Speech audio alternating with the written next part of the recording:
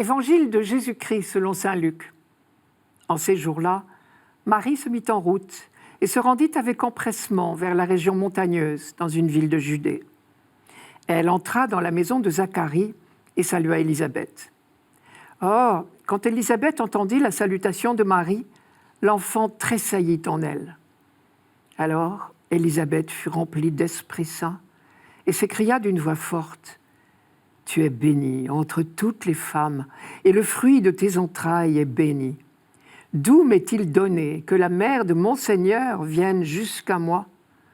Car lorsque tes paroles de salutation sont parvenues à mes oreilles, l'enfant a tressailli d'allégresse en moi.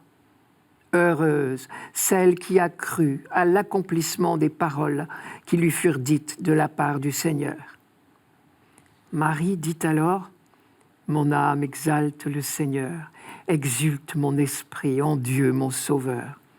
Il s'est penché sur son humble servante. Désormais, tous les âges me diront bienheureuse. Le Puissant fit pour moi des merveilles. Saint est son nom. Sa miséricorde s'étend d'âge en âge sur ceux qui le craignent. Déployant la force de son bras, il disperse les superbes. Il renverse les puissants de leur trône. Il élève les humbles. Il comble de bien les affamés, renvoie les riches les mains vides. Il relève Israël, son serviteur. Il se souvient de son amour, de la promesse faite à nos pères en faveur d'Abraham et sa descendance à jamais. » Marie resta avec Élisabeth environ 3 mois, puis elle s'en retourna chez elle. Comment ai-je ce bonheur que la mère de mon Seigneur vienne jusqu'à moi ? Cette phrase d'Élisabeth nous renvoie à un épisode de l'Ancien Testament, l'arrivée de l'Arche d'Alliance à Jérusalem. C'est dans le 2e livre de Samuel. Lorsque David se fut installé comme roi à Jérusalem, lorsqu'il eut un palais digne du roi d'Israël, il envisagea de faire monter l'Arche d'Alliance dans cette nouvelle capitale. Mais il était partagé entre la ferveur et la crainte. Il y eut donc une première étape dans la ferveur et la joie. Je cite, « David réunit toute l'élite d'Israël, 30 000 hommes.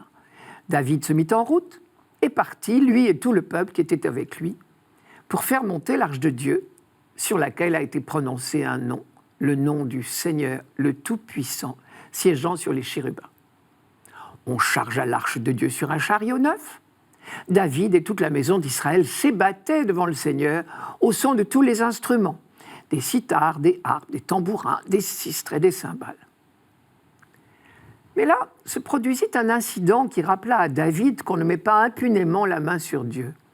Un homme qui avait mis la main sur l'arche sans y être habilité mourut aussitôt. Alors chez David, la crainte l'emporta et il dit « Ah, comment l'arche du Seigneur pourrait-elle venir chez moi ?» Et du coup, le voyage s'arrêta là. David crut plus prudent de renoncer à son projet et il remit à l'arche dans la maison d'un certain Obed-Édom où elle resta 3 mois. Or, elle apporta le bonheur à cette maison. Voilà David rassuré. On vint dire au roi David « Le Seigneur a béni la maison de Obed-Édom et tout ce qui lui appartient à cause de l'arche de Dieu. » David partit alors et il fit monter l'arche de Dieu de la maison de Obed-Édom à la cité de David, dans la joie. David tournoyait de toutes ses forces devant le Seigneur. David et toute la maison d'Israël faisaient monter l'arche du Seigneur parmi les ovations et au son du cor.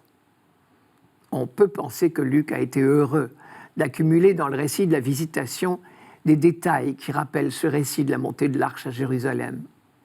Les 2 voyages, celui de l'arche, celui de Marie, se déroulent dans la même région, les collines de Judée. L'arche entre dans la maison d'Obed-Édom, elle y apporte le bonheur, c'est le 2e livre de Samuel. Marie entre dans la maison de Zacharie et Élisabeth et y apporte le bonheur. L'arche reste 3 mois dans la maison d'Obed-Édom, Marie restera 3 mois chez Élisabeth. Enfin, David dansait devant l'arche, le texte nous dit qu'il sautait et tournoyait. Et Luc note que Jean-Baptiste bondit de joie devant Marie qui porte l'enfant. Tout ceci n'est pas fortuit, évidemment. Luc nous donne de contempler en Marie la nouvelle arche d'alliance. Or, l'Arche d'Alliance était le signe de la présence de Dieu. Marie porte donc en elle, mystérieusement, cette présence de Dieu. Désormais, Dieu habite notre humanité. Le Verbe s'est fait chair et il a habité parmi nous, dira saint Jean. Tout ceci grâce à la foi de Marie. Élisabeth lui a dit « Heureuse celle qui a cru à l'accomplissement des paroles qui lui furent dites de la part du Seigneur. » En guise de réponse aux paroles d'Élisabeth, Marie entonne le Magnificat. Et une chose assez surprenante à propos du Magnificat, dans nos Bibles, à cette page de saint Luc, on trouve dans la marge des quantités de références à d'autres textes bibliques. Et l'on peut reconnaître des bribes de plusieurs psaumes dans presque toutes les phrases du Magnificat.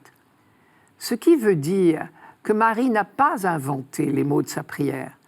Pour exprimer son émerveillement devant l'action de Dieu, elle a tout simplement repris des phrases prononcées par ses ancêtres dans la foi. Il y a là déjà une double leçon. D'humilité d'abord, spontanément.